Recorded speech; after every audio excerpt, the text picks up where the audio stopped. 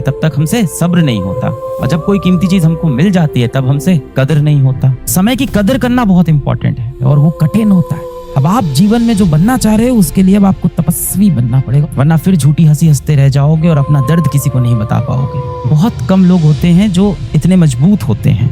अगर हम बिल्कुल गिरने के निकट हैं तब तो फिर फुल एफर्ट मारना पड़ेगा। रात में 3 बजे सोते हो, सुबह 12 बजे उठते हो, दिन भर पढ़ने की कोशिश करते हो, पढ़ाई में मन लगता नहीं है, आँख के नीचे गड्ढा हो गया है, अंदर से आंखें लाल हो गई है। घर में माता पिता बात करते हैं तो चिढ़ होती है कि क्या बात करें इनसे। पूरे समय लगता है कि पढ़ने का समय नहीं है, और जब पढ़ने बैठो तो पढ़ने का मन नहीं करता है। मोबाइल चलाओ तो पूरे समय अपने अंदर से गिल्ट होता है कि मैं क्यों मोबाइल चला रहा हूँ, चलो मैं पढ़ाई करूँ। पढ़ने बैठो तो मोबाइल हाथ में लेके चलाने का मन होता है। कोई लड़का है सोच रहा है बहुत प्यारी कोई लड़की आएगी, मेरा जीवन बहुत खुशहाल हो जाएगा, उसके साथ मैं रहूंगा, अपना दुख दर्द बांटूंगा, मुझे हमसफर मिलेगा। कोई लड़की है तो वो भी ये सोच रही है कि बहुत ही मदद करने वाला, साथ देने वाला एक लड़का मिलेगा। तो हम इंसान की प्रवृत्ति यही होती है, जब तक कोई चीज इंसान को नहीं मिलती तब तक हमसे सब्र नहीं होता, और जब बहुत कीमती चीज हमें मिल जाती है तो हमसे उसकी कदर नहीं होती। तो जब तक कोई कीमती चीज हमें नहीं मिलती तब तक हमसे सब्र नहीं होता, और जब कोई कीमती चीज हमको मिल जाती है तब हमसे कदर नहीं होता। तो समय की कदर करना बहुत इंपॉर्टेंट है ना। हम हफ्ते भर क्या सोचते हैं, हफ्ते भर ये सोचते हैं बैकलॉग कवर कर लेंगे, रिवीजन कर लेंगे, टेस्ट की तैयारी कर लेंगे, पढ़ लेंगे, टेस्ट की तैयारी कर लेंगे। 8 घंटा आप पढ़ लोगे, 16 घंटे, इसके बाद भी समय बचा हुआ है। भाई कितना सो लोगे आप? 8 घंटा सो लोगे। बचे हुए 8 घंटे में से आप 4 घंटे फिर भी मजे कर सकते हो, आप खेल कूद भी सकते हो, आप अपने माँ बाप के साथ बैठ के बातें भी कर सकते हो, वो भी नहीं हो पाती है। अभी तो कलयुग आने वाला है, और भयानक भीषण कलयुग आने वाला है। आगे जो भीषण कलयुग आने वाला है, जिसमें आर्टिफिशियल इंटेलिजेंस आपके सामने आने वाला है, वो तो आपको आपके लक्ष्य से पूरी तरह से भटका देगा। जिसने शॉर्ट्स बनाया, जिसने रील्स बनाया, क्या वो खुद दिन भर रील्स स्क्रॉल करते होंगे? कभी नहीं करते होंगे। आपको क्या लगता है जो लोग वेब सीरीज बनाते हैं, OTT प्लेटफॉर्म बनाते हैं, वो कभी उन पे अपनी खुद की मूवीज देखते होंगे? कभी नहीं देखते होंगे। पूरे टाइम ये देखते हैं कि हमने मासूम जनता को पकड़ के अपना कंटेंट दिखाया कि नहीं दिखाया। 18 साल की उम्र के कितने बच्चे हमारा वीडियो देखते हैं, अब उनको हम अगला ऐड कौन सा दिखा दें, और किस तरह से हम मार्केट में एक वेंडर के पास जाएं और उससे बोलें, या एक कंपनी के पास जाएं बोलें कि 18 से 20 वर्ष की आयु के हमारे पास 2 लाख बच्चे हैं जो रोज आके हमारे प्लेटफॉर्म पर मूवीज देखते हैं और लगभग 15 मिनट अपने दिन का यहीं पे व्यतीत करते हैं। क्या आपको उन बच्चों को कुछ बेचना है? अच्छा, एक मोबाइल फोन बेचना है? अच्छा, कुछ किताबें बेचनी है? अच्छा, आपको उनको कुछ खिलौने बेचने हैं? आओ ऐड करो। दुनिया बहुत बड़ी है, अगर आप प्रॉब्लम को सही में सॉल्व करना चाहते हो तो अब आपको इस दिशा में सोचना पड़ेगा। मान लो बॉडी बनानी है तो 2 तरीका होता है, आपने भी सुना होगा। एक तो होता है आप अखाड़े में जाओ, वजन उठाओ, आप खेत में जाओ, हल चलाओ, ये सब तरीके होते हैं अच्छा मजबूत शरीर बनाने का। या कई लोग जिम जाते हैं, वो भी ठीक है, जिसके पास जो सुविधा है। और दूसरा तरीका होता है दवाएं ले लो, स्टेरॉइड ले लो। आपको पता है ना, दूसरे तरीके से इंसान मजबूत नहीं बनता है, पहला ही तरीका है, और वो कठिन होता है। जिन लोगों के आप देखते हो शरीर इतने मजबूत होते हैं, वो एक दिन, एक रात, एक महीने में नहीं बनते, सालों की तपस्या से बनते हैं। अब आप जीवन में जो बनना चाह रहे हो उसके लिए अब आपको तपस्वी बनना पड़ेगा, और ये मैं मानता हूँ कि आपका समय मुझसे ज्यादा मुश्किल है।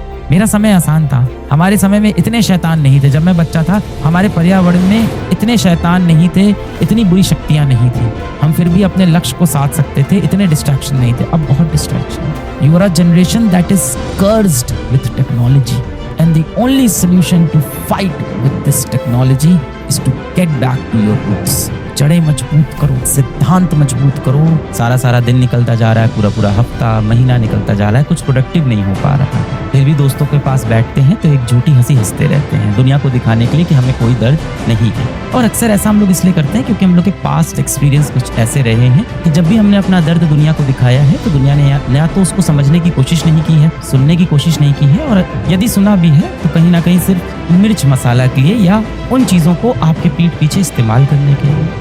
आप अपने जीवन का दर्द जाके 4 लोगों से जब शेयर करते हो, 4 लोगों को जब बताते हो, तो आपने अक्सर देखा है कि वो लोग आपका दर्द या तो सुनते नहीं हैं, यदि सुनते हैं तो समझते नहीं हैं, और यदि दोनों करते हैं तो उसका एक ही कारण होता है कि इन चीज़ों को, इन पॉइंट्स को कैसे आपके खिलाफ वो इस्तेमाल करेंगे, आपके पीठ पीछे कैसे आपकी बुराई करेंगे। तैयारी करते वक्त, अपना लक्ष्य भेदते वक्त, क्या हमें दोस्त यारों को भूल जाना है? नहीं, बिल्कुल नहीं। क्या माँ बाप को भूल जाते हैं? नहीं। दोस्त होने चाहिए पर लिमिटेड, अच्छे गहरे दोस्त। एक ऐसा दोस्त हम सब डिजर्व करते हैं जो हमारी पीठ पीछे भी हमारी इज्जत बचा के रखे। जिस महफिल में नहीं आते हो और 4 लोग जब आपकी बुराई कर रहे होते हैं तो आपका दोस्त वहां पे खड़े होके बोले कि मेरे दोस्त के बारे में एक शब्द नहीं बोलेगा कोई, आपकी जो इज्जत है ना, आपकी जो रिस्पेक्ट है ना, उसके लिए उसकी सेल्फ रिस्पेक्ट के बराबर आपकी इज्जत हो। ऐसे अच्छे गहरे दोस्त ढूंढो, भीड़ मत ढूंढो, वरना फिर झूठी हंसी हंसते रह जाओगे और अपना दर्द किसी को नहीं बता पाओगे। दिल में बहुत दर्द होता है, बहुत पीड़ा होती है, बहुत कष्ट होता है। ऊपर ही तो हम सब मुस्कुरा रहे होते हैं, अंदर ही अंदर हम सब कमजोर पड़ रहे होते हैं। बहुत कम लोग होते हैं जो इतने मजबूत होते हैं कि अपना सारा दर्द दिल में रखते हैं और उसके साथ भी मेहनत करते रहते हैं। आप में से बहुत से बच्चे खुशी खुशी मैच देख रहे हो, पर आपको पता है वो जो खुशी है वो सिर्फ ऊपर से है। अंदर ही अंदर आप टूटे जा रहे हो, आपके दिल में दर्द हो रहा है, आपको कष्ट हो रहा है, मन में गिल्ट भी हो रहा है लगातार कि मैं ये क्यों कर रहा हूँ, क्या कर रहा हूँ, कितने महीने बर्बाद हो गए, क्या मैं जीवन में अपने लक्ष्य की तरफ सही से बढ़ रहा हूँ कि नहीं बढ़ रहा हूँ। ऊपर से कंपटीशन का प्रेशर, नन्हे मुन्ने छोटे छोटे बच्चों पे जो कंपटीशन का प्रेशर बना हुआ है कि सुबह उठे मम्मी ने पूछा कैसे हो, हाँ एकदम बढ़िया, पापा पूछे बेटा कैसे चल रही पढ़ाई, पापा एकदम अच्छी चल रही है, भाई बहन ने कहा सब अच्छा कह रहे हो, सब अच्छा चल रहा है, स्कूल पहुंचे हंस रहे हैं, वहाँ पे एक झूठी हंसी सबके सामने हंस रहे हैं और दिल ही दिल लगातार दर्द हो रहा है कि मैं अपना कर्तव्य तो सही से कर नहीं रहा हूँ। एक डर भी लग रहा है कि क्या मुझे मेरा लक्ष्य मिलेगा, क्या मैं जीवन में सही चीज हासिल कर पाऊंगा कि नहीं कर पाऊंगा। एक गिल्ट भी साथ ही साथ हो रहा है, बड़ा ज्यादा गिल्ट हो रहा है कि मेरे ऊपर हर कोई इतनी मेहनत कर रहा है, माता पिता इतने पैसे खर्च कर रहे हैं, सबकी इतनी उम्मीदें हैं मुझसे और मैं क्या कर रहा हूँ। ये गिल्ट भी लगातार होता है। होठों पे मुस्कान और जेब में गीला रुमाल होता है, दुनिया के सामने हंसते हुए दिल में रोता वो कमाल का इंसान होता है। दुनिया के सामने हंसकर दिल में तड़पता वो कमाल का इंसान होता है। आप में से बहुत लोगों को लगता है अपने ग्रुप के साथ घूमने जाएंगे, मस्ती करेंगे, आज चलेंगे हम लोग घूमने, इस जगह पे जाएंगे क्रिकेट खेलेंगे या इस जगह पे जाएंगे ऐसी मस्ती करेंगे। जरूरी है, करो, करना बहुत जरूरी है आपके माइंड के लिए, माइंड को रिलैक्स होना बहुत जरूरी है, बस अति ना हो उसकी, अपने लक्ष्य से ना भटक जाए। बहुत से बच्चे होते हैं रविवार को कि मेरे दोस्तों का ग्रुप आएगा, मैं पूरे ग्रुप के साथ घूमने जाऊंगा, मेरा ग्रुप आज मेरे साथ ये करने वाला है, आज मुझे अपने ग्रुप के साथ घूमने जाना है, आज मुझे ग्रुप के साथ मूवी देखने जाना है। ये सब बहुत तेज अट्रैक्ट करता है, बहुत तेज आकर्षित करती है सारी चीजें कि आज रविवार का दिन है, सारे दोस्तों के साथ हम घूमने जाएंगे, मेरा बहुत बड़ा ग्रुप है। स्कूल में भी बहुत बड़ा ग्रुप बना के बैठे हैं, बहुत से लोगों से दोस्ती निभा रहे हैं और देखना जब कठिन वक्त आता है तो कमरा बंद करके आप सिर्फ अकेले रोते हो। इस नकली ग्रुप से एक इंसान आपके काम नहीं आता है। साल भर एंजॉय ही कर रहे थे तो आप पढ़ाई कर लो, और अगर आप साल भर बहुत अच्छे से पढ़े हो, चीजें सही चल रही है, एंजॉय करो। एंजॉय करने के बाद अगर सिलेक्शन नहीं होता है तो आपको गिल्ट नहीं होना चाहिए। अगर गिल्ट होगा तो चीजें खराब है, फैसला आपका है। कोई भी काम करते वक्त अगर अंदर से गिल्ट आ रहा है तो कुछ दिक्कत है। जो आपका सच्चा मन है,